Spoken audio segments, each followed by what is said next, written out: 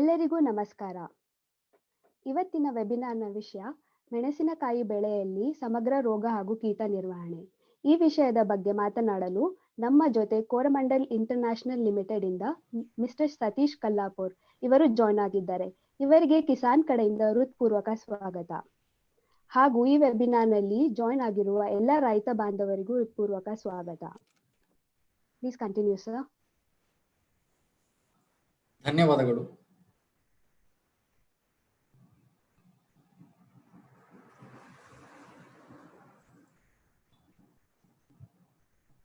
Screen ಕಾಣ್ತಿದೆನಾ?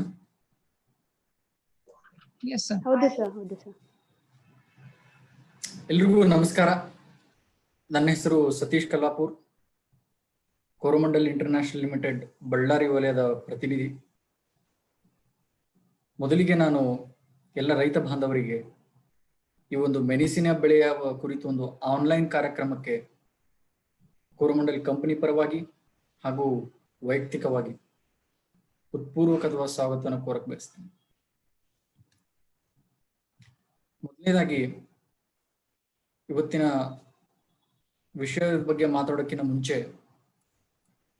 ವಿಶ್ವದೆಲ್ಲೆಡೆ ಪ್ರಸ್ತುತ corona ಎಂಬ ಮಹಾಮಾರಿ ಹರಡಿದೆ. ಸಂಖ್ಯೆ ಕಡಿಮೆ ಆಗ್ತಿದೆ, ಆದರೆ ಪ್ರಸ್ತುತ ಹಬ್ಬದ ಸಡಗರ ಸಂಭ್ರಮದಲ್ಲಿ ಏರಿಕೆ ಆಗುವ ಸಾಧ್ಯತೆ ಇದೆ. ಆ ಕಾರಣದಿಂದ ಎಲ್ಲ ರೈತ ಬಾಂಧವರಲ್ಲಿ ನಾನು ಮನವಿ ಮಾಡ್ಕೊಳ್ತೀನಿ, ಸಾಮಾಜಿಕ ದೂರತೆಯನ್ನು ಕಾಯ್ದುಕೊಳ್ಳಿ, ಸೇಫ್ಟಿ ಮೆಜರ್ಸ್, ಮಾಸ್ಕ್ ಬಳಸೋದಾಗ್ಲಿ, ಸ್ಯಾನಿಟೈಸರ್ ಬಳಸೋದಾಗ್ಲಿ ಮುಂದುವರಿಸಿ ಅಂತ ನಾನು ರೈತರಲ್ಲಿ ಮನವಿ ಮಾಡ್ತೇನೆ.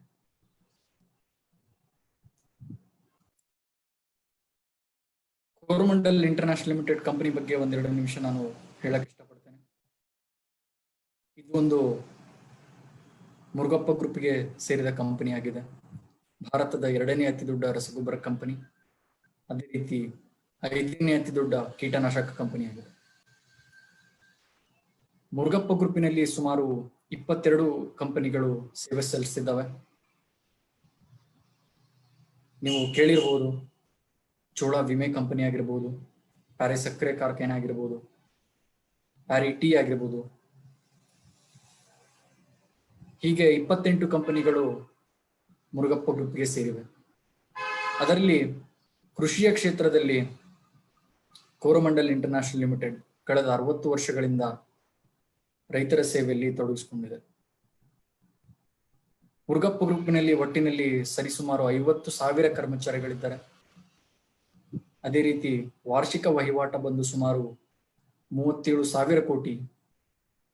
ಅದೇ ರೀತಿ 120 ವರ್ಷ ಇತಿಹಾಸವುಳ್ಳ ಒಂದು ಕಾಂಗ್ಲೋಮರೇಟ್ ಇದಾಗಿದೆ. ಆದ್ದರಿಂದ ರೈತನ ಒಂದು ಜೀವನ ಚಕ್ರದಲ್ಲಿ ಅವನು ದಿನದಿಂದ ಬಳಸೋ ಯಾವುದೇ ಉತ್ಪನ್ನದಲ್ಲಾದ್ರೂ ಮುರುಗಪ್ಪ ಗ್ರೂಪಿನ ಒಂದು ಪ್ರಾಡಕ್ಟ್ ಅಥವಾ ಸರ್ವಿಸ್ ಅನ್ನು ಅವರು ಬಳಸೇ ಇರ್ತಾರೆ.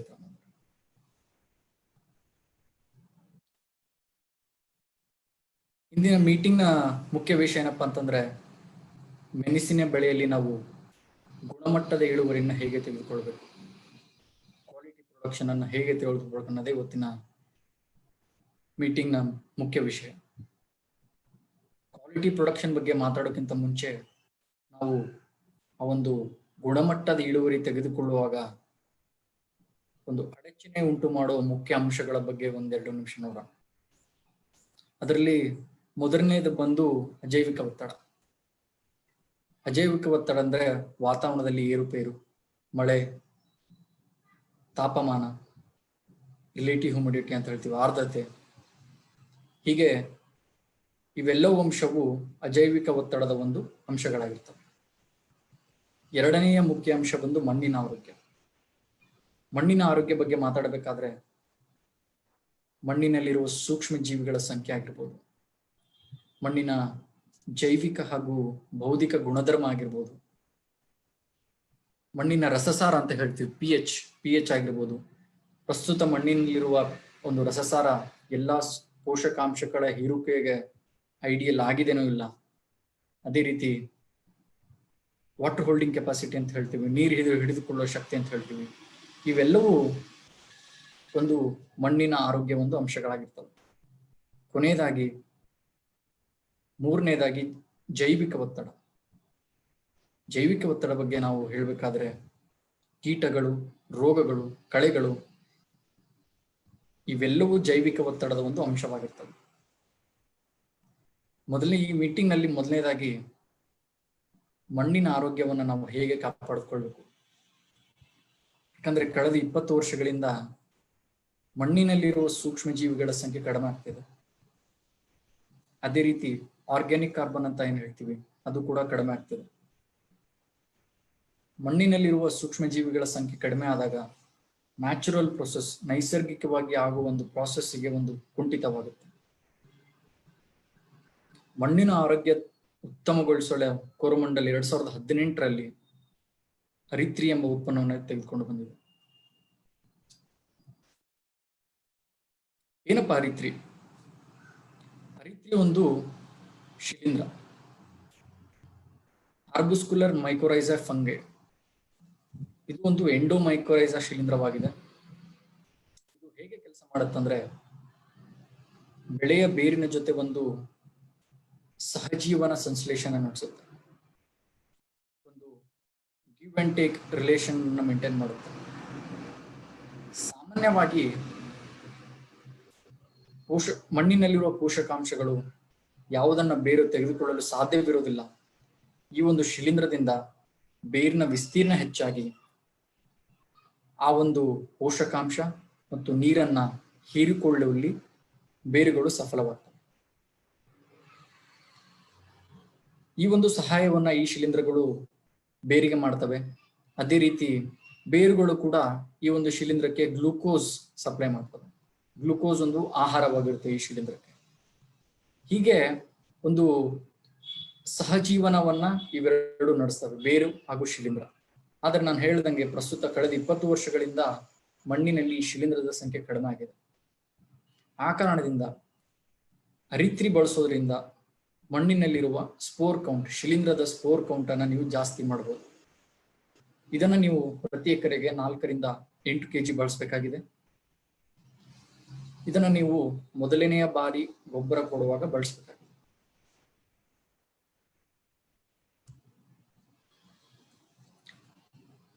ನೀವು ನೋಡ್ಬೋದು, ಈ ಒಂದು ವಿಡಿಯೋದಲ್ಲಿ ನಿಮಗೆ ಕ್ಲಿಯರ್ ಆಗಿ ಕಾಣುತ್ತೆ. ಬೇರಿನ ಒಂದು ಸುತ್ತಮುತ್ತಲೂ ಈ ಒಂದು ಶಿಲೀಂಧ್ರ ಒಂದು ನೆಟ್ವರ್ಕ್ ಮಾಡುತ್ತೆ. ನೆಟ್ವರ್ಕ್ ಮಾಡೋದ್ರಿಂದ ಸಾಮಾನ್ಯವಾಗಿ ಬೇರುಗಳು ಯಾವೊಂದು ಪೋಷಕಾಂಶ ಮತ್ತು ನೀರನ್ನ ಹೀರಿಕೊಳ್ಳಲು ಸಾಧ್ಯವಾಗುವುದಿಲ್ಲ, ಯಾಕಂದ್ರೆ ಬೇರಿನ ವಿಸ್ತೀರ್ಣ ಕಡಿಮೆ ಇರುತ್ತೆ. ಈ ಒಂದು ಶಿಲೀಂಧ್ರ ಬೇರಿಗೆ ಇನ್ಫೆಕ್ಟ್ ಮಾಡಿ ಬೇರಿನ ವಿಸ್ತೀರ್ಣ ಜಾಸ್ತಿ ಮಾಡುತ್ತೆ. ಇಲ್ಲಿ ನೋಡ್ಬೋದು, ಬೇರಿನ ವಿಸ್ತೀರ್ಣ ಜಾಸ್ತಿ ಮಾಡಿದಾಗ ದೂರದಲ್ಲಿರುವ ಪೋಷಕಾಂಶಗಳನ್ನು ಕೂಡ ಹೀರಿಕೊಳ್ಳುವಲ್ಲಿ ಸಫಲವಾಗುತ್ತೆ. ಇನ್ನಷ್ಟು ಅರಿತ್ರಿಯ ವಿಶಿಷ್ಟಗಳು ನೋಡೋದಾದ್ರೆ, ಏನೇನು ಇದರ ಪ್ರಯೋಜನಗಳ ಬಗ್ಗೆ ನೋಡೋದಾದ್ರೆ, ಇದು ನೀರು ಹಿಡಿದುಕೊಳ್ಳುವ ಸಾಮರ್ಥ್ಯವನ್ನು ಹೆಚ್ಚುತ್ತೆ. ಮಣ್ಣಿನ ವಾಟರ್ ಹೋಲ್ಡಿಂಗ್, ಅದೇ ರೀತಿ ಮಣ್ಣಿನ ರಚನೆ, ಸಾಯಿಲ್ ಸ್ಟ್ರಕ್ಚರ್ ಅಂತ ಹೇಳ್ತೀವಿ, ಅದನ್ನು ಕೂಡ ಇದು ಸುಧಾರಿಸುತ್ತೆ. ಅದೇ ರೀತಿ ಹೆಚ್ಚಿನ ಒಂದು ಪೋಷಕಾಂಶವನ್ನ ಗಿಡ ಎಳೆದುಕೊಂಡಾಗ ನಮಗೆ ಆಟೋಮೆಟಿಕಲಿ ಒಂದು ಸುಧಾರಿತ ಬೆಳವಣಿಗೆ ಕಂಡು ಬರುತ್ತೆ. ರಸಸಾರ ನಿರ್ವಹಣೆ ಅಂದ್ರೆ pH ಮೇಂಟೆನೆನ್ಸ್, ಎಲ್ಲಾ ಪೋಷಕಾಂಶಗಳ ಹೀರುವಿಕೆಗೆ ಒಂದು ಐಡಿಯಲ್ pH ಅಂತ ಇರುತ್ತೆ. ಅದನ್ನ ಅರಿತ್ರಿ ಬಳಸೋದ್ರಿಂದ ನೀವು ಮಣ್ಣಿನಲ್ಲಿ ಮೇಂಟೈನ್ ಮಾಡ್ತೀವಿ. ಅದೇ ರೀತಿ ನಾನು ಆಗಲೇ ಹೇಳ್ದಂಗೆ ಹೆಚ್ಚಿನ ಪೋಷಕಾಂಶ ಹಾಗೂ ನೀರಿನ ಹೀರುವಿಕೆ. ಅದೇ ರೀತಿ ವಾತಾವರಣದಲ್ಲಿ ಏರುಪೇರು, 15 ದಿನಗಳ ಸಮಯದಲ್ಲಿ ನಿಮಗೆ ಕಂಟಿನ್ಯೂಸ್ ಆಗಿ ಮಳೆ ಬರಲಿಲ್ಲ ಅಂದ್ರೂ ಕೂಡ ಆ ಒಂದು ಅಜೈವಿಕ ಒತ್ತಡವನ್ನ ಮೀರಿ ನಿಲ್ಲೋಕೆ ಅರಿತ್ರಿ ನಿಮಗೆ ಸಹಾಯ ಮಾಡುತ್ತೆ. ಇದನ್ನೇ ನೀವು ನಮ್ಮ ಮೆಣಸಿನ ಬೆಳೆಯಲ್ಲಿ ಪ್ರತಿ ಎಕರೆಗೆ 4 ರಿಂದ 8 kg ಬಳಸಬೇಕಾಗಿದೆ. ಇದನ್ನ ಆರಂಭಿಕ ಹಂತದಲ್ಲಿ ಮೊದಲನೇ ಬಾರಿ ಗೊಬ್ಬರ ಏನ್ ಕೊಡ್ತೀರಾ ಆ ಸಮಯದಲ್ಲಿ ಬಳಸಬೇಕು. ಅದೇ ರೀತಿ ಇದನ್ನ ನೀವು ಡ್ರಿಪ್ ಮುಖಾಂತರನೂ ಕೊಡಬಹುದಾಗಿದೆ. ಮುಂದಿನ ಒಂದು ವಿಷಯ ಏನಂತಂದ್ರೆ ಮೆಣಸಿನ ಬೆಳೆಯಲ್ಲಿ ಕೀಟಗಳ ಒಂದು ನಿರ್ವಹಣೆ. ನಮ್ಮೆಲ್ಲರಿಗೂ ಗೊತ್ತಿದ್ದಂಗೆ ಮೆಣಸಿನ ಬೆಳೆಯಲ್ಲಿ ರಸ ಹೀರುವ ಕೀಟದ ಒಂದು ಬಾಧೆ ಪ್ರತಿ ವರ್ಷ ನಮಗೆ ಕಂಡು ಬರುತ್ತೆ. ಥ್ರಿಪ್ಸ್ ನುಸಿ ಹಾಗೂ ಮೈಟ್ಸ್ ನುಸಿ. ಸಸ್ಯ ಹೇನು ಹಾಗೂ ಜಿಗಿ ಹೇನು, ಬಿಳಿ ನೊಣ, ಅದೇ ರೀತಿ ಕಚ್ಚಿ ತಿನ್ನುವ ಹಾಗೂ ಹಣ್ಣು ಕೊರಕ ಅಂತ ಹೇಳ್ತೀವಿ, ಆ ಒಂದು ಕೀಟದ ಬಾಧೆ ಕೂಡ ಜಾಸ್ತಿ ಇರುತ್ತೆ. ಇದರಲ್ಲಿ ಮುಖ್ಯವಾಗಿ ನಮಗೆ ರಸ ಹೀರುವ ಕೀಟದ ನಿರ್ವಹಣೆ ಬಗ್ಗೆ ಒಂದು ಹೆಚ್ಚಿನ ಒಂದು ಇಂಪಾರ್ಟೆನ್ಸ್ ನ ಕೊಡಬೇಕಾಗುತ್ತೆ. ರಸ ಹೀರುವ ಕೀಟವನ್ನು ನಿರ್ವಹಣೆ ಮಾಡೋದು ತುಂಬಾನೇ ಕಷ್ಟ. ಅದಕ್ಕೆ ಹಲವಾರು ಕಾರಣಗಳು. ಒಂದನೇದು ಬಂದು ಅದು ನಮ್ಮ ಸಾಮಾನ್ಯ ಕಣ್ಣಿಗೆ ಅನ್ಟ್ರೈನ್ಡ್ ಐಸ್ಗೆ ಅದು ಕಾಣೋದಿಲ್ಲ. ಯಾಕಂದ್ರೆ ಅದರ ಒಂದು ಸೈಜ್ ಏನಿದೆ, ನೀವು ಟ್ರಿಪ್ಸ್ ನ ಸೈಜ್ ನೋಡಬಹುದು, 0.3 to 0.8 ಮಿಲಿಮೀಟರ್. ಅದೇ ರೀತಿ ಮೈಟ್ಸ್ ನುಷಿಯ ಒಂದು ಸೈಜ್ ಏನಿದೆ 0.1 ಮಿಲಿಮೀಟರ್. ಅದೇ ರೀತಿ ಇವು ಎಲೆಯ ಕೆಳಭಾಗದಲ್ಲಿ ಅಡಗಿಕೊಂಡಿರ್ತವೆ. ಆ ಕಾರಣದಿಂದ ನಿಮಗೆ ಹೊಲದಲ್ಲಿ ಇದರ ಒಂದು ರೋಗದ ಒಂದು ಕೀಟ ಒಂದು ರಸ ಹೀರಿದಾದ್ಮೇಲೆ ಒಂದು ಲಕ್ಷಣ ಕಾಣುತ್ತೆ. ಒಳಮುಟೂರು ಹಾಗೆ ಒಳಮುಟೂರು ಅಂತ ಏನ್ ಹೇಳ್ತೀವಿ, ಅಲ್ಲಿ ಲಕ್ಷಣ ಕಂಡು ಬಂದಾಗ ನಿಮಗೆ ಗೊತ್ತಾಗುತ್ತೆ ರಸ ಹೀರುವ ಕೀಟ ಇದಾವ ಅಂತ ಹೇಳಿ. ಅದಕ್ಕಿಂತ ಮುಂಚೆ ನಿಮಗೆ ಗೊತ್ತಾಗೋದಿಲ್ಲ. ಅದೇ ರೀತಿ ರೆಸಿಸ್ಟೆನ್ಸ್ ಡೆವಲಪ್ಮೆಂಟ್ ಅಂತ ಹೇಳ್ತೀವಿ, ಅಂದ್ರೆ ಸಹಿಷ್ಣುತೆ ಶಕ್ತಿ. ಈ ಒಂದು ಕೀಟಗಳು ಯಾವುದೇ ಒಂದು ಕೀಟನಾಶಕಕ್ಕೆ ಬಂದರೂ ಕೂಡ 2 ರಿಂದ 3 ವರ್ಷದಲ್ಲಿ ಆ ಕೀಟನಾಶಕಕ್ಕೆ ಒಂದು ರೆಸಿಸ್ಟೆನ್ಸ್ ಅನ್ನ ಡೆವಲಪ್ ಮಾಡ್ಕೊಳ್ತವೆ. ಆ ಕಾರಣದಿಂದ ಈ ಒಂದು ಥ್ರಿಪ್ಸ್ ನುಷಿ ಹಾಗೂ ಮೈಟ್ಸ್ ನುಷಿಯನ್ನ ಕಂಟ್ರೋಲ್ ಮಾಡೋದು ತುಂಬಾನೇ ಒಂದು ಪ್ರಾಬ್ಲಮ್ ಆಗಿದೆ. ಅದೇ ರೀತಿ ನೀವು ಸರಿಯಾದ ಸಮಯದಲ್ಲಿ ಒಂದು ಹತೋಟಿಯ ಕ್ರಮಗಳನ್ನ ತೆಗೆದುಕೊಂಡೇ ಇದ್ದಲ್ಲೇ 25 ರಿಂದ 50% ಲಾಸ್ ಅನ್ನು ನಿಮಗೆ ಉಂಟು ಮಾಡುತ್ತೆ ಥ್ರಿಪ್ಸ್ ಹಾಗೂ ಮೈಟ್.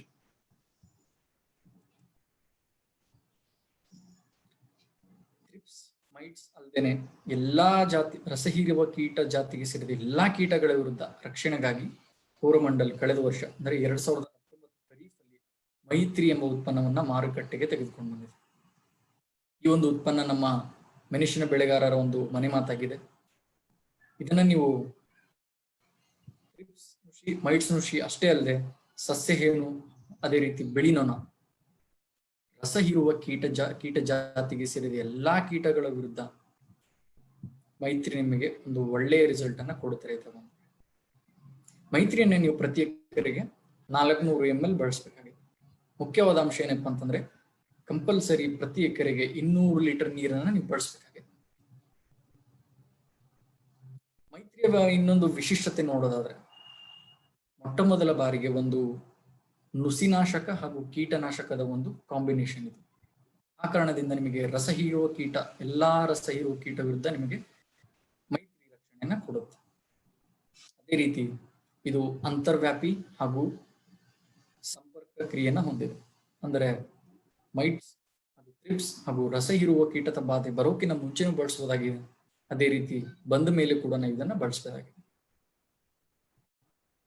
ಲಾಂಗ್ ಲಾಸ್ಟಿಂಗ್ ಎಫೆಕ್ಟ್, ನೀವು ಬಳಸಿದಾದ್ಮೇಲೆ ಕನಿಷ್ಠ ನಿಮಗೆ 10 ರಿಂದ 15 ದಿನಗಳ ಕಾಲ ಒಂದು ರಸ ಹೀರುವ ಕೀಟದ ಬಾಧೆ ಏನಿರುತ್ತೆ ಕಾಣೋದಿಲ್ಲ. ಇಲ್ಲಿ ನೀವು ಟ್ರಾನ್ಸ್ಲ್ಯಾಮಿನರ್ ಆಕ್ಟಿವಿಟಿ ಅಂತ ಹೇಳ್ತೀವಿ. ನಾನು ಆಗ್ಲೇ ಹೇಳ್ದಂಗೆ ರಸ ಹೀರುವ ಕೀಟಗಳು ಎಲೆಯ ಕೆಳಭಾಗದಲ್ಲಿ ಅಡಗಿಕೊಂಡಿರ್ತವೆ. ಸಾಮಾನ್ಯವಾದ ಕೀಟನಾಶಕ ಅಲ್ಲಿವರೆಗೂ ತಲುಪೋದಿಲ್ಲ, ಅದಕ್ಕೆ ನಾವು ಸಂಪರ್ಕ ಕ್ರಿಯೆ ಹೊಂದಿರುತ್ತೆ, ಅದಕ್ಕೆ ಅವು ತಪ್ಪೋದಿಲ್ಲ. ಆದರೆ ಮೈತ್ರಿ ಏನಿದೆ ಟ್ರಾನ್ಸ್ಲ್ಯಾಮಿನರ್ ಆಕ್ಟಿವಿಟಿನ ಹೊಂದಿದೆ. ಎಲೆಯ ಮೇಲ್ಭಾಗದಿಂದ ಕೆಳಭಾಗಕ್ಕೆ ಹೋಗುವ ಸಾಮರ್ಥ್ಯವನ್ನ ಮೈತ್ರಿ ಹೊಂದಿದೆ.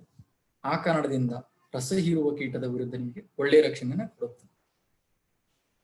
ಅದೇ ರೀತಿ ಫೈಟೋಟಾನಿಕ್ ಎಫೆಕ್ಟ್ ಅಂತ ಏನ್ ಹೇಳ್ತೀವಿ, ನೀವು ಮೈತ್ರಿ ಬಳಸಿದ ತಕ್ಷಣ ಒಂದು ಬೆಳೆ ಹಚ್ಚಿ ಹಸಿರಾಗಿರುತ್ತೆ.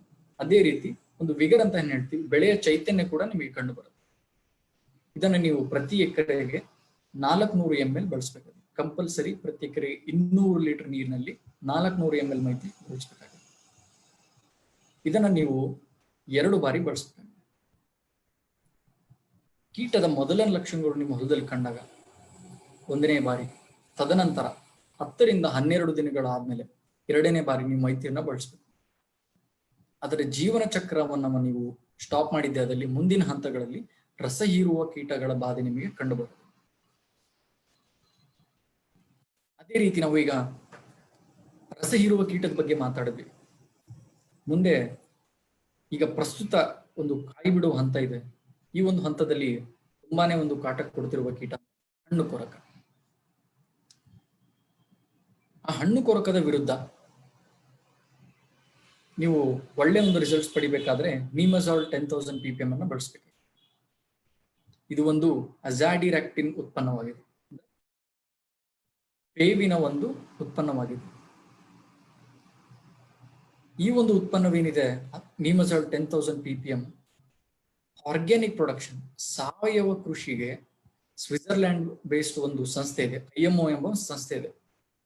ಆ ಒಂದು ಸಂಸ್ಥೆ ಸಾವಯವ ಕೃಷಿಗಾಗಿ ಈ ಒಂದು ಉತ್ಪನ್ನವನ್ನು ಸರ್ಟಿಫೈ ಮಾಡಿದೆ. ಅದೇ ರೀತಿ ಇದು ಕೂಡ ಟ್ರಾನ್ಸ್ಲ್ಯಾಮಿನರ್ ಆಕ್ಟಿವಿಟಿಯನ್ನು ಹೊಂದಿದೆ. ಕೆಳಭಾಗದಲ್ಲಿ ನಿಮಗೆ ಕಾಯಿ ಕೊರಕ, ಹಣ್ಣು ಕೊರಕ ಇರುತ್ತೆ, ಅಲ್ಲಿವರೆಗೂ ರೀಚ್ ಆಗಿ ಒಂದು ಒಳ್ಳೆಯ ಒಂದು ಕಂಟ್ರೋಲ್ ಸಿಗುವ ಕೆಲಸವನ್ನ ನೀಮಜಾಲ್ ಮಾಡುತ್ತೆ. ಅದೇ ರೀತಿ ಕೀಟದ ಎಲ್ಲಾ ಹಂತಗಳಲ್ಲೂ, ಆರಂಭಿಕ ಹಂತದಲ್ಲಿ, ಕೋಶಾವಸ್ಥೆ, ಪ್ರೌಢಾವಸ್ಥೆ, ಪತಂಗ, 3 ಹಂತಗಳಲ್ಲಿ ನಿಮಗೆ ಒಂದು ಒಳ್ಳೆ ಒಂದು ರಿಸಲ್ಟ್ ಅನ್ನು ನೀಮಜಾಲ್ TS ಕೊಡುತ್ತೆ. ಅದೇ ರೀತಿ ಹಲವಾರು ತರದ ಕಾರ್ಯವಿಧಾನವನ್ನ ನೀಮಜಾಲ್ ಹೊಂದಿದೆ.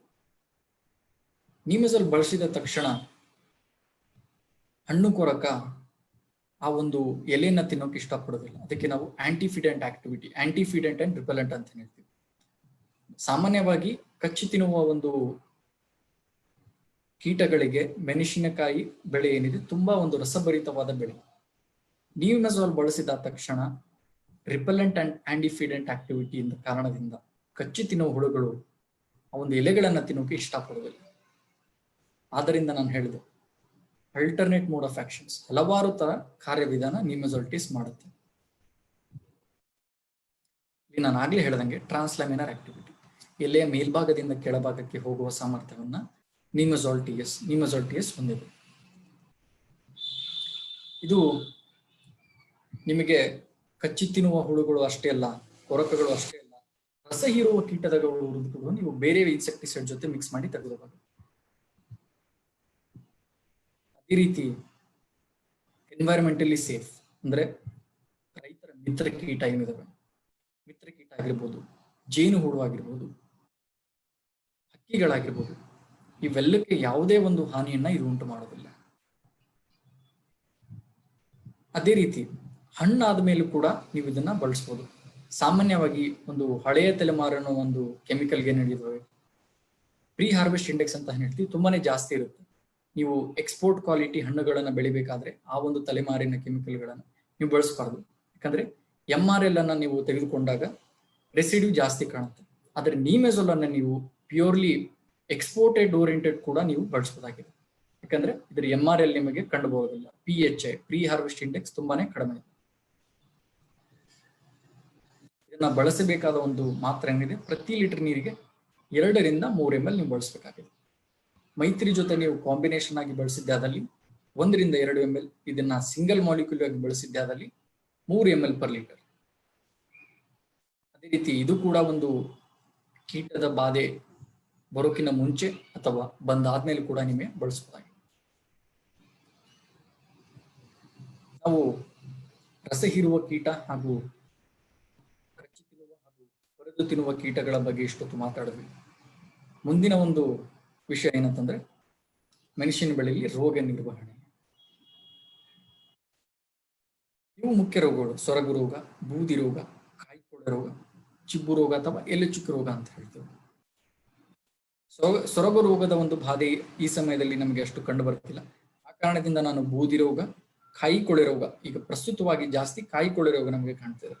ಅದೇ ರೀತಿ ಚಿಬ್ಬು ರೋಗ, ಇದ್ರ ಬಗ್ಗೆ ನಾನು ಮಾತಾಡಕ್ಕೆ ಇಷ್ಟಪಡ್ತೇನೆ. ಮೊದಲನೇದಾಗಿ ಕಾಯಿ ಕೊಳೆ ರೋಗ ಅಥವಾ ಆಂಥ್ರಕ್ನೋಸ್ ಅಂತ ಏನ್ ಹೇಳ್ತೀವಿ.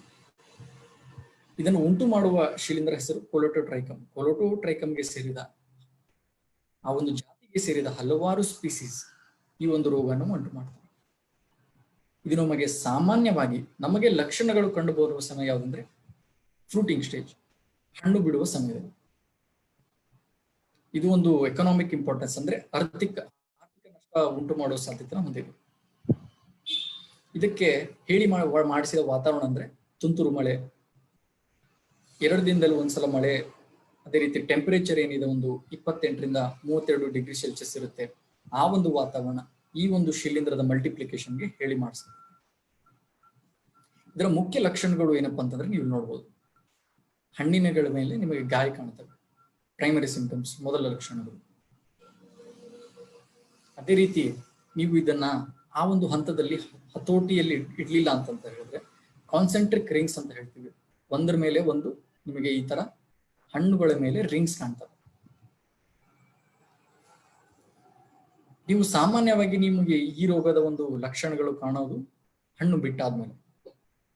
ಬಟ್ ಆದ್ರೆ ಈ ಒಂದು ಶಿಲೀಂಧ್ರದ ಜೀವನ ಚಕ್ರ ಅದಕ್ಕಿಂತ ಮುಂಚೆನೆ ಶುರುವಾಗುತ್ತೆ. ಹೂ ಬೀಳುವ ಸಮಯದಲ್ಲಿ ಈ ಒಂದು ಶಿಲೀಂಧ್ರಕ್ಕೆ ಬೇಕಾಗಿರೋ ವಾತಾವರಣ ಇಲ್ಲಿ ನೋಡಬಹುದು.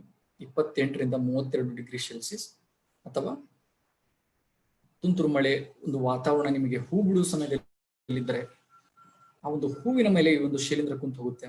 ತದನಂತರ ಹೂ ಮುಚ್ಚಿ ಕಾಯಾಗುತ್ತೆ. ಶಿಲೀಂಧ್ರ ಒಳಗಡೆನೆ ಡೆವಲಪ್ ಆಗಿ ನಿಮಗೆ ಈ ರೋಗವನ್ನ, ಈ ಸಿಂಪ್ಟಮ್ಸ್ ಅನ್ನು ನಿಮಗೆ ತದನಂತರ ಕಾಣಿಸ್ತದೆ. ಆ ಒಂದು ಕಾರಣದಿಂದ ನೀವು ಮುನ್ನೆಚ್ಚರಿಕೆ ಕ್ರಮವನ್ನ ತೆಗೆದುಕೊಳ್ಬೇಕು. ಆ ಮುನ್ನೆಚ್ಚರಿಕೆ ಕ್ರಮವಾಗಿ ನೀವು ಲ್ಯಾನ್ಸಿಯನ್ನ, ಏನಪ್ಪ ಲ್ಯಾನ್ಸಿಯಾ, ಏನಿದು, ಹೇಗೆ ಬಳಸೋದು, ಏನಿದ್ರ ಡೋಸ್? ಲ್ಯಾನ್ಸಿಯಾ ಕೂಡ ಒಂದು ಪೇಟೆಂಟೆಡ್ ಶಿಲೀಂಧ್ರನಾಶಕವಾಗಿದೆ. ಇದು ಒಂದು ಅಂತರ್ವ್ಯಾಪಿ ಹಾಗೂ ಸಂಪರ್ಕ ಶಿಲೀಂಧ್ರನಾಶಕದ ಕಾಂಬಿನೇಷನ್. ಅದಕ್ಕೆ ನಾವು ಡುವಲ್ ಮೋಡ್ ಆಫ್ ಆಕ್ಷನ್ ಅಂತ ಹೇಳ್ತೀವಿ. ಡುವಲ್ ಮೋಡ್ ಆಫ್ ಆಕ್ಷನ್ ಅಂದ್ರೆ ಒಂದು ತರ ನೀವು ರೋಗದ ಲಕ್ಷಣ ನಿಮ್ಗೆ ಕಾಣ್ತಿಲ್ಲ ಅಂತಂದ್ರೆ ಸ್ಪ್ರೇ ಮಾಡಿದ್ರೆ ಎಲೆ ಮೇಲ್ಭಾಗದಲ್ಲಿ ಒಂದು ರಂಧ್ರವನ್ನ ಇದು ಕ್ರಿಯೇಟ್ ಮಾಡುತ್ತೆ. ಆ ರಂಧ್ರವನ್ನ ದಾಟಿ ಹೋಗೋಕೆ ಶಿಲೀಂಧ್ರಗಳು ಸಾಧ್ಯವಾಗುವುದಿಲ್ಲ. ಅದೇ ರೀತಿ ಇವಾಗಲೇ ರೋಗ ಬಂದಿದೆ ಅಂದ್ರೂ ಕೂಡ ಮಣ್ಣಿನಲ್ಲಿ ಎಲೆ ಮೇಲೆ ಕುಂತಿರುವ ಒಂದು ಶಿಲೀಂಧ್ರಗಳ ವಿರುದ್ಧ ಇದು ದಾಳಿ ಮಾಡುತ್ತೆ. ಅದೇ ರೀತಿ ಜಿಂಕ್ ಎಂಬ ಪೋಷಕಾಂಶ ನಮ್ಮ ಲ್ಯಾನ್ಸಿಯಾದಲ್ಲಿ ಇದೆ. ನಮ್ಮೆಲ್ಲರಿಗೂ ಗೊತ್ತಿದ್ದಂಗೆ ಜಿಂಕ್ ಒಂದು ಪೋಷಕಾಂಶದ ಕೆಲಸನೆಂದರೆ ರೋಗ ನಿರೋಧಕ ಶಕ್ತಿನ ಹೆಚ್ಚಿಸುತ್ತೆ. ಅದೇ ರೀತಿ ಗುಣಮಟ್ಟದ ಇಳುವರಿಯಲ್ಲಿ ಸಹಾಯ ಮಾಡುತ್ತೆ. ಗುಣಮಟ್ಟದ ಇಳುವರಿ ಅಂತ ಹೇಳಿದ್ರೆ ಕಾಯಿಯ ಗಾತ್ರ, ಕಾಯಿಯ ಏಕತೆ, ಡೊಂಕು ಕಾಯಿಗಳೇನಿರ್ತವೆ ಅದನ್ನು ನಮಗೆ ಕಾಣಿಸೋದಿಲ್ಲ. ಅದೇ ರೀತಿ ಇನ್ನೊಂದು ಇಂಪಾರ್ಟೆಂಟ್ ಅಂಶ ಏನಪ್ಪಾ ಅಂತಂದ್ರೆ ನೀವು ಇದನ್ನ 2 ರೀತಿ ಕೂಡ ಬಳಸೋದಾಗಿದೆ. ಅದೇ ರೀತಿ ಪ್ರತಿ ಎಕರೆಗೆ ನೀವು ಇದನ್ನ 500 ಗ್ರಾಂ ಬಳಸಬೇಕು. ಇನ್ನೊಂದು ನನ್ನ ಮನವಿ ಏನಂತಂದ್ರೆ ಕಂಪಲ್ಸರಿ 200 ಲೀಟರ್ ನೀರಿನಲ್ಲಿ ನೀವು 500 ಗ್ರಾಂ ಲ್ಯಾನ್ಸ್ನ ಬಳಸಬೇಕಾಗುತ್ತೆ. ನಾನು ಆಗ್ಲೇ ಹೇಳ್ದಂಗೆ ಉತ್ತಮ ರೋಗದ ನಿಯಂತ್ರಣಕ್ಕಾಗಿ ಮುಂಗಡ ಬಳಕೆಯನ್ನ ಮಾಡಬೇಕು. ರೋಗದ ಮೊದಲಕ್ಷಣಗಳು ಬಂದಾಗ ಅಥವಾ ಆ ರೋಗಕ್ಕೆ ಬೇಕಾಗಿರೋ ವಾತಾವರಣ ಬಂದಾಗ, ನಾನು ಹೇಳ್ದಂಗೆ ಹೂ ಬಿಡುವ ಸಮಯದಲ್ಲಿ ನಿಮಗೆ ಆ ಒಂದು ಟೆಂಪರೇಚರ್ ಕಂಡಾಗ, ಆ ಒಂದು ತುಂತುರು ಮಳೆ ನಿಮಗೆ ಏನಾದರೂ ಬಂದು ಹೋದಲ್ಲಿ ಕಂಪಲ್ಸರಿ ನೀವು ಲ್ಯಾನ್ಸಿಯನ್ನ ಬಳಸಬೇಕಾಗುತ್ತೆ.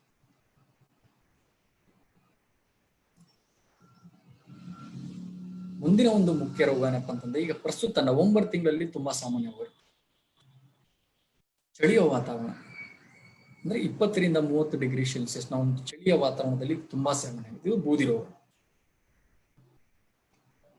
ಡಿಸೀಸ್ ಫೇಸ್ ಅಂದ್ರೆ ನಿಮಗೆ ಇದು ಎಲ್ಲಾ ಭಾಗಗಳಲ್ಲೂ ಈ ರೋಗ ಕಂಡುಬರುತ್ತೆ. ಅಂದ್ರೆ ಎಲೆಗಳು, ಹಣ್ಣುಗಳು, ಹೂಗಳು, ಗಿಡದ ಎಲ್ಲಾ ಭಾಗಗಳ ಮೇಲೂ ನಿಮಗೆ ಒಂದು ಬೂದಿ ರೋಗದ ಲಕ್ಷಣಗಳು ಕಂಡುಬರ್ತವೆ.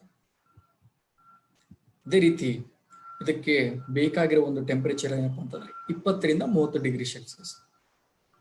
ಅದೇ ರೀತಿ ವಾತಾವರಣದಲ್ಲಿ ರಿಲೇಟಿವ್ ಹ್ಯೂಮಿಡಿಟಿ ಅಂದ್ರೆ ಆರ್ದ್ರತೆ 85ಕ್ಕಿಂತ ಹೆಚ್ಚಾದಾಗ ಗಾಳಿ ಮುಖಾಂತರ ಒಂದು ಹೊಲದಿಂದ ಇನ್ನೊಂದು ಹೊಲಕ್ಕೆ ಹೋಗಿ ಇದು ಸ್ಪೋರ್ಲೇಷನ್ ಅನ್ನ ಆಗುತ್ತೆ.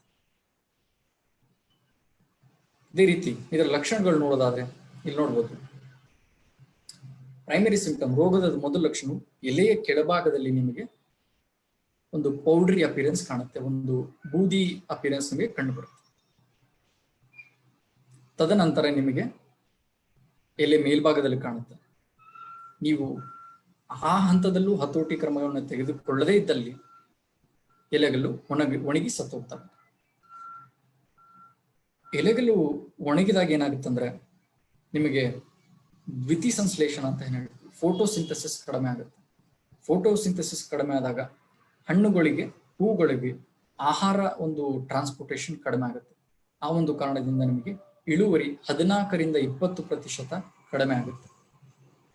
ನಾನು ಆಗ್ಲೇ ಹೇಳ್ದಂಗೆ ಈ ಒಂದು ರೋಗ ನವೆಂಬರ್, ಡಿಸೆಂಬರ್ ಒಂದು ತಿಂಗಳುಗಳಲ್ಲಿ ತುಂಬಾ ಸಾಮಾನ್ಯವಾಗಿದೆ. ಯಾಕಂದ್ರೆ ಟೆಂಪರೇಚರ್ ನಮಗೆ ಸಾಮಾನ್ಯವಾಗಿ 20ರಿಂದ 30 ಡಿಗ್ರಿ ಸೆಲ್ಸಿಯಸ್ ಬೆಳಗಿನ ಜಾವದಲ್ಲಿ ಇಬ್ಬನಿ ಬೀಳುತ್ತೆ. ಟೆಂಪರೇಚರ್ ಬೆಳಗಿನ ಹಾಗೂ ರಾತ್ರಿ ಜಾವದಲ್ಲಿ ತುಂಬಾನೇ ಕಡಿಮೆ ಆಗಿರುತ್ತೆ. ಆ ಒಂದು ಕಾರಣದಿಂದ ನವೆಂಬರ್ ಹಾಗೂ ಡಿಸೆಂಬರ್ ಹಂತಗಳಲ್ಲಿ ನಿಮಗೆ ಈ ಒಂದು ವಾತಾವರಣ ಕಂಡು ಬಂದಾಗ 2 ಬಾರಿ ನೀವು ನಮ್ಮ ಪ್ರಾಸ್ಪೆಲ್ ಎಂಬ ಉತ್ಪನ್ನವನ್ನು ಬಳಸಬೇಕು. ಪ್ರಾಸ್ಪೆಲ್ ಬಗ್ಗೆ ನಾನು ಒಂದೆರಡು ನಿಮಿಷ ಹೇಳಕ್ ಇಷ್ಟಪಡ್ತೀನಿ. ಇದು ಒಂದು ಕೋರಮಂಡಲ್ ಅವರ ಪೇಟೆಂಟೆಡ್ ಶಿಲೀಂಧ್ರನಾಶಕ. ಅದೇ ರೀತಿ ಬೂದಿ ರೋಗದ ವಿರುದ್ಧ ಅಷ್ಟೇ ಅಲ್ಲದೆ ಈ ಒಂದು 4 ಜಾತಿಗೆ ಬೆಸಿಡೋ, ಡಿಟುರೋ ಹಾಗೂ ಊಮೈಸಿಡ್ಸ್, ಈ 4 ಜಾತಿಗೆ ಸೇರಿದ 15ಕ್ಕೂ ಹೆಚ್ಚು ರೋಗಗಳ ವಿರುದ್ಧ ಪ್ರಾಸ್ಪೆಲ್ ನಿಮಗೆ ಒಂದು ಒಳ್ಳೆಯ ಒಂದು ರಿಸಲ್ಟ್ ಅನ್ನು ಕೊಡುತ್ತೆ. ಪ್ರಾಸ್ಪೆಲ್ನ ವಿಶಿಷ್ಟಗಳ ಬಗ್ಗೆ ನೋಡೋದಾದ್ರೆ ಇದು ಕೂಡ ಒಂದು ಡುವಲ್ ಮೋಡ್ ಆಫ್ ಆಕ್ಷನ್ ಶಿಲೀಂಧ್ರನಾಶಕ, ಅಂದರೆ ಸಂಪರ್ಕ ಹಾಗೂ ಅಂತರ್ವ್ಯಾಪಿ ಶಿಲೀಂಧ್ರನಾಶಕ.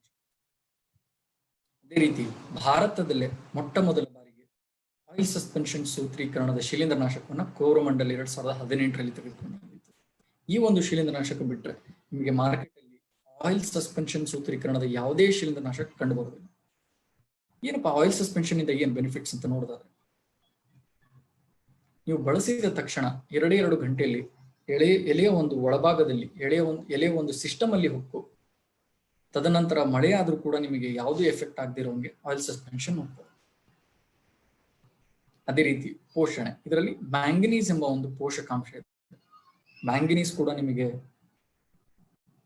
ಕ್ವಾಲಿಟಿ ಪ್ರೊಡಕ್ಷನ್, ಗುಣಮಟ್ಟದ ಇಳುವರಿಯಲ್ಲಿ ಸಹಾಯ ಮಾಡುತ್ತೆ. ಕಾಯಿ ಒಂದು ಗಾತ್ರ ಹಾಗೂ ಏಕತೆಯಲ್ಲಿ ಪ್ರಾಸ್ಪೆಲಿಂಗ್ಗೆ ಸಹಾಯ ಮಾಡುತ್ತೆ. ಅದೇ ರೀತಿ ಪ್ರತಿರೋಧ ನಿರ್ವಹಣೆ, ಮಾರ್ಕೆಟ್ ನಲ್ಲಿರುವ ಒಂದು ಶಿಲೀಂಧ್ರನಾಶಕಗಳ ವಿರುದ್ಧ ಬೂದಿ ರೋಗ ಉಂಟು ಮಾಡುವ ಶಿಲೀಂಧ್ರನಿದೆ ಒಂದು ರೆಸಿಸ್ಟೆನ್ಸ್ ಅನ್ನು ಡೆವಲಪ್ ಮಾಡಿಕೊಂಡಿದೆ. ಆದರೆ ಇದು ಒಂದು ಹೊಸ ತಲೆಮಾರಿನ ಶಿಲೀಂಧ್ರನಾಶಕವಾಗಿದ್ದು ಒಂದು ಪ್ರತಿರೋಧವಾಗಿರುವ ಒಂದು ಶಿಲೀಂಧ್ರದ ವಿರುದ್ಧ ಕೆಲಸ ಮಾಡುತ್ತೆ. ಪ್ರಾಸ್ಪೆಲ್ ಅನ್ನ ನೀವು ಪ್ರತಿ ಎಕರೆಗೆ 600 ml ಬಳಸಬೇಕಾಗಿದೆ. ಇನ್ನೊಂದ್ಸಲ ನಾನು ಹೇಳಕ್ ಇಷ್ಟಪಡ್ತೀನಿ, 600 ml ಪ್ರಾಸ್ಪೆಲ್ ನೀವು ಕಂಪಲ್ಸರಿ 200 ಲೀಟರ್ ನೀರಿನಲ್ಲಿ 1 ಎಕರೆಗೆ ಬಳಸಬೇಕಾಗಿದೆ. ನಾನು ಆಗ್ಲೇ ಹೇಳ್ದಂಗೆ ಸಾಮಾನ್ಯವಾಗಿ ನಿಮಗೆ ಮಾರ್ಕೆಟ್ ಅಲ್ಲಿ ಕಂಡು ಬರುವ ಶಿಲೀಂಧ್ರನಾಶಕಗಳು ನೀವು ಬಳಸಿದ ತಕ್ಷಣ ಹೀಗೆ ಉಳ್ಕೊಂಡಿರುತ್ತೆ. ಪ್ರಾಸ್ಪೆಲ್ ನೀವು ನೋಡಬಹುದು, ಎಲೆ ಒಂದು ಸಿಸ್ಟಮ್ ಅಲ್ಲಿ ಕ್ವಿಕ್ ಅಬ್ಸಾರ್ಪ್ಷನ್, ಬೇಗನೆ ಹಿರ್ಕೊಳ್ಳುತ್ತೆ, ಆಕ್ಟಿವಿಟಿನೂ ಬೇಗ ಸ್ಟಾರ್ಟ್ ಆಗುತ್ತೆ. ಪ್ರಾಸ್ಪೆಲ್ ಅನ್ನ ನೀವು 2 ಬಾರಿ 10 ರಿಂದ 15 ದಿನಗಳ ಒಂದು ಗ್ಯಾಪ್, ಇನ್ನೊಂದು ಬಾರಿ ಪ್ರಾಸ್ಪೆಲ್ ಅನ್ನ ನೀವು ತೆಗೆದುಕೊಳ್ಬೇಕು. ಇನ್ನೊಂದು ಮುಖ್ಯ ವಿಷಯ ಬಗ್ಗೆ ನಾನು ಹೇಳಕ್ ಇಷ್ಟಪಡ್ತೀನಿ. ನಾವು ಡಿಸೀಸ್ ಟ್ರ್ಯಾಂಗಲ್ ಅಂತ ಹೇಳ್ತೀವಿ. ಯಾವಾಗ ನಾವು ಶಿಲೀಂಧ್ರನಾಶಕವಾಗಿದ್ದು ಕೀಟನಾಶಕವಾಗಿ ಹೇಳ್ತಿರ್ತಾರೆ ಸಾಮಾನ್ಯವಾಗಿ, ನಾವು ಯಾವ ಹಂತದಲ್ಲಿ ಬಳಸ್ಬೇಕು, ಬಂದ್ಮೇಲೆ ಬಳಸ್ಬೇಕು, ಬರೋಕ್ಕಿಂತ ಮುಂಚೆನೆ ಬಳಸ್ಬೇಕು. ಈಗ ನಮ್ಮ ಹೊಲದಲ್ಲಿ ರೋಗದ ಯಾವುದೇ ಲಕ್ಷಣಗಳು ಇಲ್ಲ, ನಾವು ಬಳಸ್ಬೇಕೋ ಬೇಡ. ಅದಕ್ಕೆ ನಾನು ಒಂದು 3 ಕ್ಲಾಸಿಫಿಕೇಶನ್ ಹೇಳ್ತೀನಿ. ರೋಗ ಹಾಗೂ ಕೀಟಗಳಿಗೆ ಒಂದು 3 ಪೀರಿಯಡ್ ಅನ್ನ ನಾವು ವಿಂಗಡಣೆ ಮಾಡಬಹುದು. ಫಸ್ಟಿಗೆ ಲೋ ರಿಸ್ಕ್ ಪೀರಿಯಡ್, ಎರಡನೇದು ಮೀಡಿಯಂ ರಿಸ್ಕ್ ಪೀರಿಯಡ್, ಮೂರನೇದು high risk period. Low risk period ಅಂದ್ರೆ ಆ ಒಂದು ರೋಗದ, ಆ ಒಂದು ಶಿಲೀಂಧ್ರದ, ಆ ಒಂದು ಕೀಟದ ಹಾವಳಿ ಏನಿದೆ ಅದರ ಇತಿಹಾಸ ನಿಮ್ಮ ಭಾಗದಲ್ಲಿ ಇರೋದಿಲ್ಲ. ಅದೇ ರೀತಿ ಅದಕ್ಕೆ ಬೇಕಾಗಿರೋ ವಾತಾವರಣ ಕೂಡ ಅಲ್ಲಿ ನಮಗೆ ಕಂಡು ಬರೋದಿಲ್ಲ. ಅದಕ್ಕೆ ನಾವು ಲೋ ರಿಸ್ಕ್ ಪೀರಿಯಡ್ ಅಂತ ಹೇಳ್ತೀವಿ. ಈ ಒಂದು ಹಂತದಲ್ಲಿ ನೀವು ಯಾವುದೇ ಒಂದು ಕೀಟನಾಶಕ ಅಥವಾ ಶಿಲೀಂಧ್ರನಾಶಕವನ್ನು ಬಳಸುವ ಒಂದು ಅವಶ್ಯಕತೆ ಕಂಡು ಬರೋದಿಲ್ಲ. ಅದೇ ರೀತಿ ಎರಡನೇ ಒಂದು ಮುಖ್ಯ ಅಂಶ ಏನಪ್ಪ ಅಂದ್ರೆ ವೆರಿ ಕ್ರಿಟಿಕಲ್ ಸ್ಟೇಜ್ ಅಂತ ಹೇಳ್ತೀವಿ, ಮೀಡಿಯಂ ರಿಸ್ಕ್ ಪೀರಿಯಡ್. ಆ ಒಂದು ರೋಗದ ಹಾವಳಿ ಪ್ರತಿ ವರ್ಷ ಆ ಭಾಗದಲ್ಲಿ ಕಂಡು ಬರುತ್ತೆ. ನಿಮಗೆ ಒಂದು ಎಕ್ಸಾಂಪಲ್ ಆಗಿ ಹೇಳ್ಬೇಕಂದ್ರೆ, ಬೂದಿ ರೋಗದ ಹಾವಳಿ ನಮ್ಮ ಬಳ್ಳಾರಿ ಭಾಗದಲ್ಲಿ ಪ್ರತಿ ವರ್ಷ ಮೆಣಸಿನ ಬೆಳೆಯಲ್ಲಿ ಕಂಡು ಬರುತ್ತೆ. ಆ ಒಂದು ರೋಗಕ್ಕೆ ಬೇಕಾಗಿರುವ ಒಂದು ವಾತಾವರಣ, ಬೂದಿ ರೋಗಕ್ಕೆ 20 ರಿಂದ 30 ಡಿಗ್ರಿ ಸೆಲ್ಸಿಯಸ್ ಟೆಂಪರೇಚರ್ ಬೇಕಾಗುತ್ತೆ. ಅದೇ ರೀತಿ ರೋಗದ ಮೊದಲ ಲಕ್ಷಣಗಳು ನಿಮಗೆ ಕೆಳಭಾಗದಲ್ಲಿ ಕಂಡು ಬರುತ್ತೆ. ಅದಕ್ಕೆ ನಾವು ಮೀಡಿಯಂ ರಿಸ್ಕ್ ಪೀರಿಯಡ್ ಅಂತ ಹೇಳ್ತೀವಿ. ಮೂರನೇದು ಬಂದು ಆ ಒಂದು ಶಿಲೀಂಧ್ರದ ರೋಗದ ಒಂದು ಇತಿಹಾಸವಿದೆ, ಅದಕ್ಕೆ ಬೇಕಾಗಿರೋ ವಾತಾವರಣ ಒಂದು ವಾರದ ಹಿಂದೆ ಬಂದು ಹೋಗಿದೆ, ನಾವು ಅದನ್ನು ನೋಟಿಸ್ ಮಾಡಿರಲಿಲ್ಲ. ಅದೇ ರೀತಿ ರೋಗದ ಮೊದಲ ಲಕ್ಷಣಗಳು ದಾಟಿ ಹೋಗಿ ಅಡ್ವಾನ್ಸ್ ಸ್ಟೇಜ್ ಅಲ್ಲಿ ಆ ಒಂದು ರೋಗ ಇದೆ, ಅದಕ್ಕೆ ನಾವು ಹೈ ರಿಸ್ಕ್ ಪೀರಿಯಡ್ ಅಂತ ಹೇಳ್ತೀವಿ. ಯಾವಾಗಲೂ ಕೂಡ ನಾವು ಶಿಲೀಂಧ್ರನಾಶಕ ಆಗಿರಲಿ, ಕೀಟನಾಶಕ ಆಗಿರಲಿ, ಮೀಡಿಯಂ ರಿಸ್ಕ್ ಪೀರಿಯಡ್ ಅಲ್ಲಿ ಬಳಸಬೇಕಾಗುತ್ತೆ. ರೋಗದ ಮೊದಲ ಲಕ್ಷಣಗಳು ಕಂಡು ಬಂದಾಗ ಅಥವಾ ಆ ಶಿಲೀಂಧ್ರಕ್ಕೆ ಬೇಕಾಗಿರೋ ವಾತಾವರಣ ಒಗ್ಗೂಡಿದಾಗ ಆ ಒಂದು ಶಿಲೀಂಧ್ರನಾಶಕದ ಬಳಕೆಯನ್ನು ನಾವು ಮಾಡಬೇಕಾಗುತ್ತೆ. ಪ್ರಾಸ್ಪೆಲ್ಗೆ ಇನ್ನೊಂದ್ಸಲ ಹೇಳ್ಬೇಕಾದ್ರೆ, ಇದನ್ನ ನೀವು ಬಳಸೋಕ್ಕಿಂತ ಮುಂಚೆ ಸ್ವಲ್ಪ ಚೆನ್ನಾಗಿ ಶೇಕ್ ಮಾಡಬೇಕು. ಅದೇ ರೀತಿ ಕಾಪರ್ ಹಾಗೂ ಸಲ್ಫರ್ ಯುಕ್ತ ಫಂಗಿಸೈಡ್ ಜೊತೆ ಮಿಕ್ಸ್ ಮಾಡೋ ಹಾಗಿಲ್ಲ. ಹೇಳ್ಬೇಕಂತಂದ್ರೆ ಕಾಪರ್ ಆಕ್ಸಿಕ್ಲೋರೈಡ್ ಆಗಿರ್ಬೋದು, ಮೆಟಲಾಕ್ಸಿಲ್ ಆಗಿರ್ಬೋದು, ಈ ತರದ ಒಂದು copper and sulphur based fungicide ಜೊತೆ ನೀವು ಪ್ರಾಸ್ಪೆಲ್ ಅನ್ನ ಮಿಕ್ಸ್ ಮಾಡೋ ಹಾಗಿಲ್ಲ. ಇನ್ನೊಂದ್ಸಲ ಹೇಳಕ್ ಇಷ್ಟಪಡ್ತೀನಿ. ಪ್ರಾಸ್ಪೆಲ್ ಅನ್ನ ನೀವು ಪ್ರತಿ ಎಕರೆಗೆ 600 ml 2 ಬಾರಿ ಬಳಸಬೇಕಾಗಿದೆ.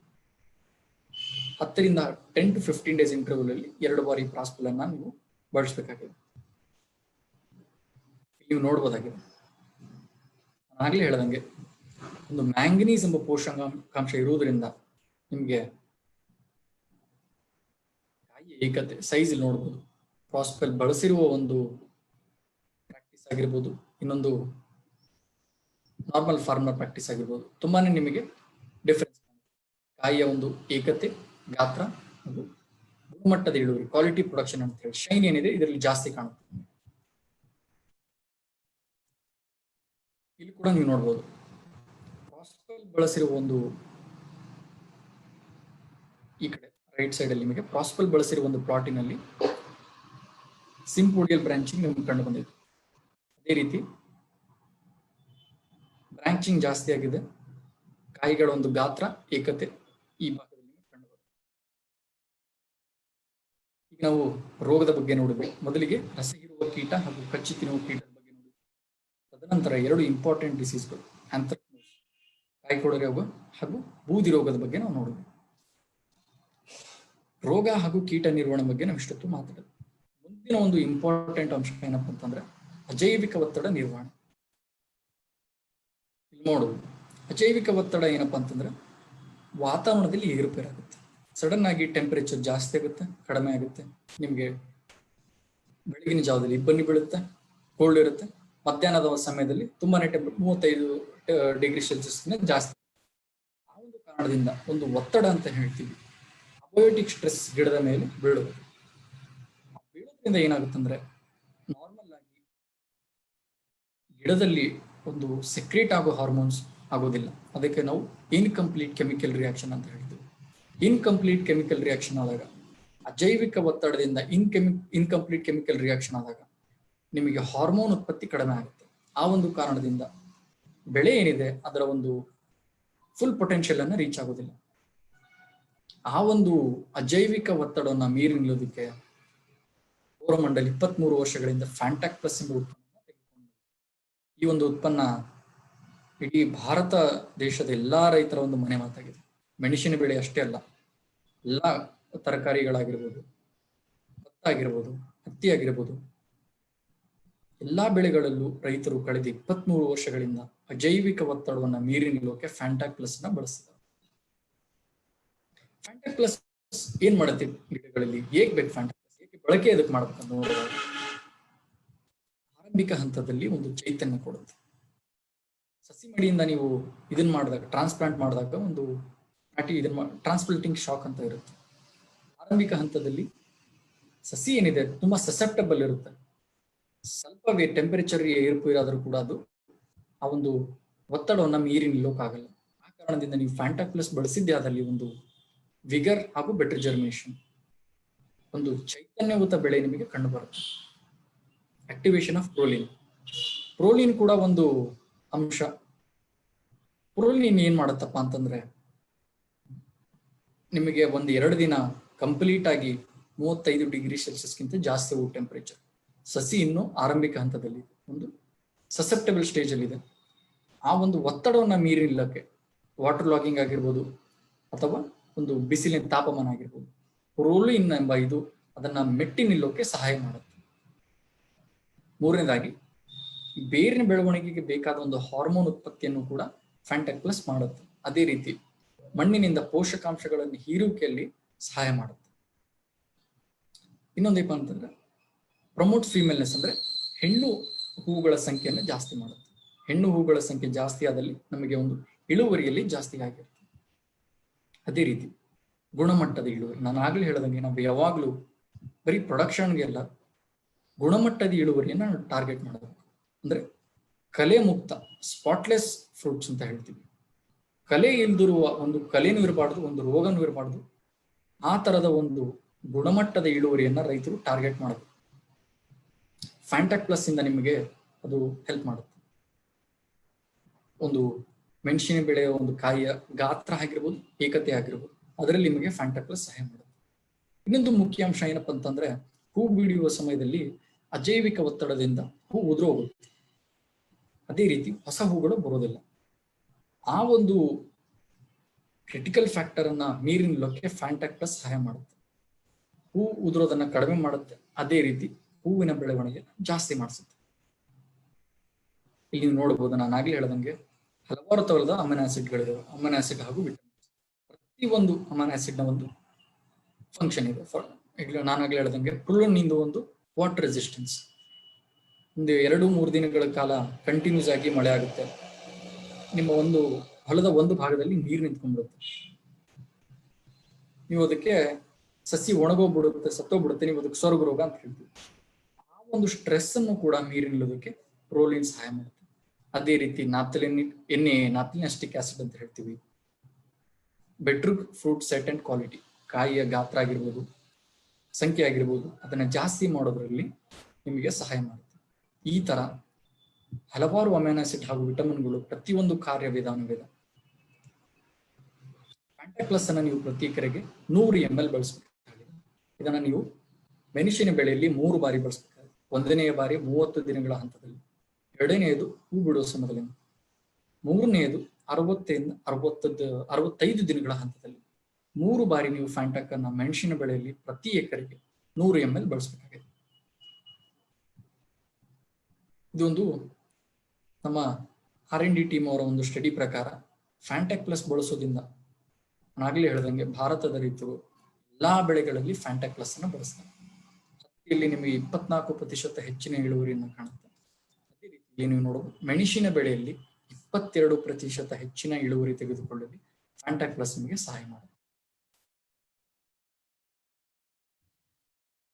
ನಾವು ಇನ್ನೊಂದ್ಸಲ ನೋಡೋದಾದ್ರೆ, ಅದಕ್ಕಿಂತ ಮುಂಚೆ ನೀವು ಯಾವುದೇ ಕೀಟನಾಶಕ ಬಳಸಿ, ಕೀಟನಾಶಕದ ಜೊತೆ ಸ್ಪ್ರೆಡ್ ಮ್ಯಾಕ್ಸ್ ಎಂಬ ಒಂದು ಸ್ಪ್ರೆಡ್ ಇದನ್ನ ಜೊತೆಗೆ ಬಳಸಿ. ಇದರಿಂದ ನಿಮಗೆ ಏನ್ ಮಾಡ್ತಿದೆ ಕೆಲಸ ಅಂದ್ರೆ, ರಾಪಿಡ್ ಸ್ಪ್ರೆಡ್ಡಿಂಗ್, ಎಲೆಯ ಸಂಪೂರ್ಣ ಭಾಗದಲ್ಲಿ ಲೀಫ್ ಏರಿಯಾ ಇಂಡೆಕ್ಸ್ ಅನ್ನು ಹೇಳ್ತೀವಿ, ಎಲೆಯ ಸಂಪೂರ್ಣ ಭಾಗಕ್ಕೆ ಸ್ಪ್ರೆಡ್ ಆಗೋ ತರ ಇದು ಮಾಡುತ್ತೆ.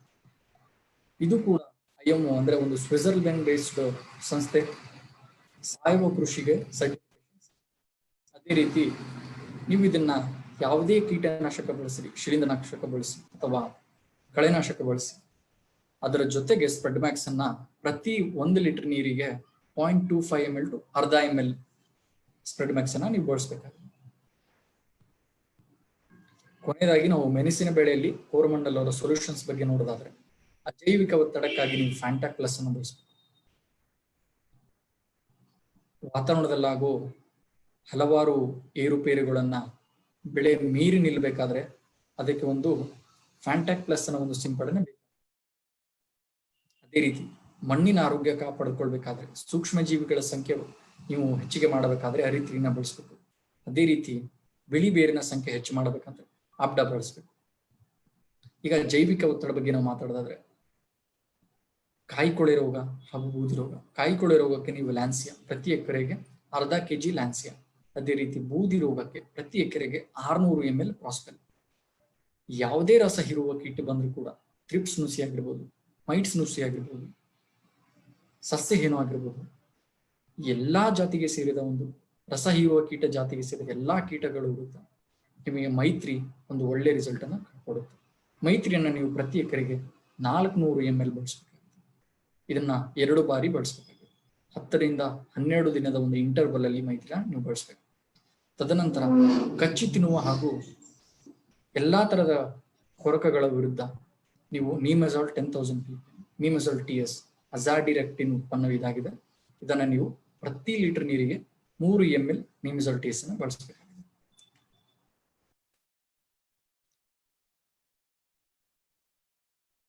ಕೊನೆಯದಾಗಿ ಒಂದು ಸೇಫ್ಟಿ ಬಗ್ಗೆ ನಾನು 1-2 ನಿಮಿಷ ಮಾತಾಡಕ್ಕೆ ಇಷ್ಟಪಡ್ತೀನಿ.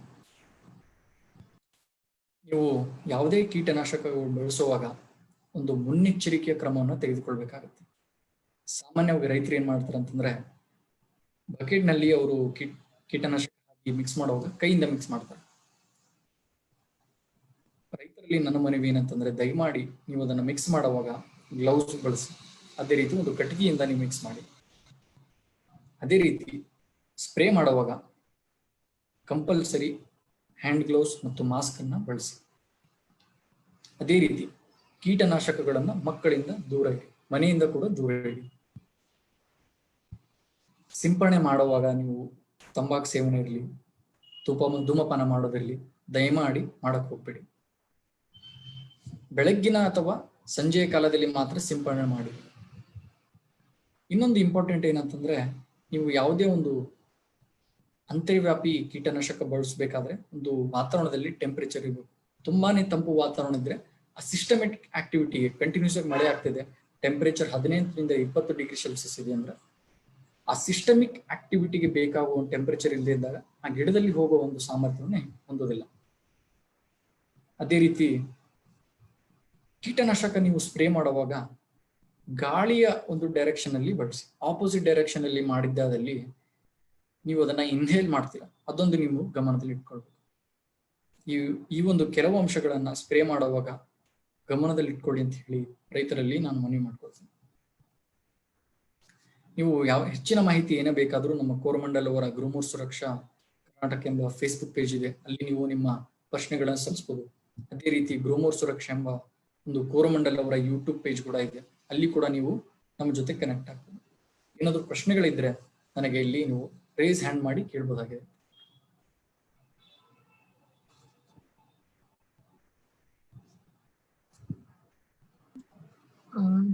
Thank you Satish ji.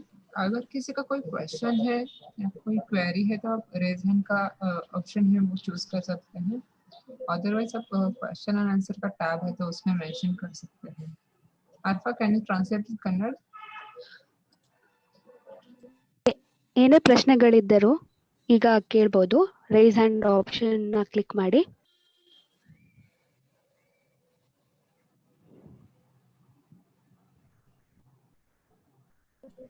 Okay, एक है, अर्फा ले लो.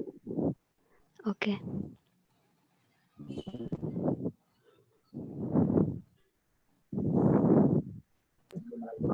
मानतेश, आप कर दीजिए. मानतेश आप अनम्यूट कीजिए और बात कर सकते हैं. हेलो, हाँ जी बोलिए. सतीश जी आप वीडियो ऑन कर सकते हैं. ठीक है, वो इंटरनेट थोड़ा डिले हो रहा है. ओके, सतीश ನಮಸ್ಕಾರ, ಹೇಳಿ. ನಮ್ದು ಮಂತೇಶ್ ಅವರೇ.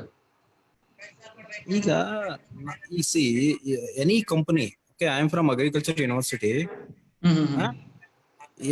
Any company, if they produce both chemical based or non chemical based pesticides or plant growth promoters, Yes. okay, for each and every crop what I insist is you must come out with a package of your own say substances, okay, Yes, at yes, different yes. levels of crop stage, Yes, yes.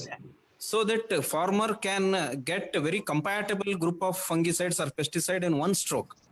Yes, yes, yes, yes. ಈಗ ಏನಾಗುತ್ತೆ, you are from Karnataka or outside? Yes, yes, I am from Karnataka. ನೋಡಿ ಏನಾಗುತ್ತೆ, ನಮ್ಮ ರೈತರಿಗೆ ಈಗ ಕೋರಮಂಡಲದ್ದು ಒಂದು ನೀವೇನೋ ಹೇಳ್ತೀರಿ, for example Fantac plus, it's a very good product. Yes. Okay, Prospel is there. Next ಅವನು ಇನ್ನೊಂದು ಬೇರೆ ಡಿಸೀಸ್ಗೆ ಬೇರೆ ಕಂಪನಿದು ಹಾಕ್ಬಿಡ್ತಾನೆ ಅಥವಾ ಬೇರೆ ಆರ್ಗ್ಯಾನಿಕ್ ಬೇಸ್ಡ್ ಫಾರ್ಮುಲೇಷನ್ ಹಾಕ್ಬಿಡ್ತಾನೆ. Yes. So ಅಲ್ಲಿ antigonous property definitely it may start there if they are in this, if they are not drawn from the same group or source. Yes, yes. My Yes, suggestion yes. to all big companies, MNCs, that you must come out with your own package. Yes, yes, yes, yes. Virtually, okay, these are the stages and this is the pesticide, this is the biomolecule or whatever, etc., etc., etc. Yes, yes. So that farmer ಅವನಿಗೊಂದು kit ಬಂದ್ಬಿಡ್ಬೇಕು ಅವನಿಗೆ. Yes, yes, yes. Okay, so thank you. Field alli no, that ecosystem will be there, a very homogeneous ecosystem will be developed. Yes, yes, yes, yes. So otherwise ಏನಾಗುತ್ತೆ, ಈಗ organic management, if you take some examples, he is dumping all sources of organic molecules. Yes, definitely. That is not definitely. correct. Yes. Okay, microbial Yes, consortia ಅಂತ ಹೇಳ್ತಾರೆ. See, A has Yes. got one, B has got one, C has got one. So that will lead to the conflicts of interest there with the Yes, microbes. yes, yes, yes, yes, yes. It's a very good So, suggestion. Yes, yes, yeah, yes. Like you can see in my, yes, yes, like you can see in my presentation, there was a slide where I mentioned about end-to-end package of Coromandel. It was right from sowing, right from in the earliest first stage where farmer uses of fertilizer, he will have to go for use of mycorrhiza with Aritri. As and when the crop progresses, as and when he sees the disease symptoms, in one slide I mentioned, if you see a primary symptom of, say, anthracnose, use Lancia. It is a package, it is a complete package, right from sowing, where he uses Aritri in the first fertilizer application, and finally, when he sees, say, a stem borer or a pest relating to Helicoverpa or other families, he will have to use Nematode 10,000 ppm. The reason being, it has very less pre-harvest index and the residue will be very low once he harvests. And farmers who are depending on exports can also rely on this. That is the whole point of this package. And I totally agree with the point you made. And it is also down to channel partners when they recommend products or give products to farmers. They will have to take care that one product does not have any antagonistic effect on the other. That is a very good suggestion you made. And so, well before you said, we have a package and I will share it. Thank you. Okay. One second thing is, whenever you present from the company side, try to add some testimonials. Yes, definitely. Where you have taken some case studies. Okay. What is the benefit they have taken from that technology or capsule of technologies? Okay. So that viewer will get first-hand information. Oh yes, we must. Yes. Definitely, we normally do that, but the thing is, we have a time constraint here. It was around 30 or 40 minutes. You can manage. Yes. With available Definitely. Okay, put some slot for the testimonials, slot for the like this. Okay, you are better trained than us. Yes, no issue. All the best. Definitely. Thank you. Thanks for your suggestions. Okay, thank you.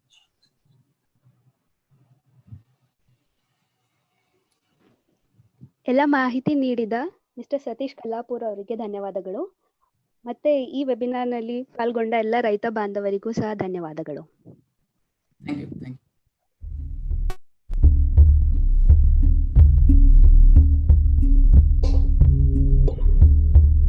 you.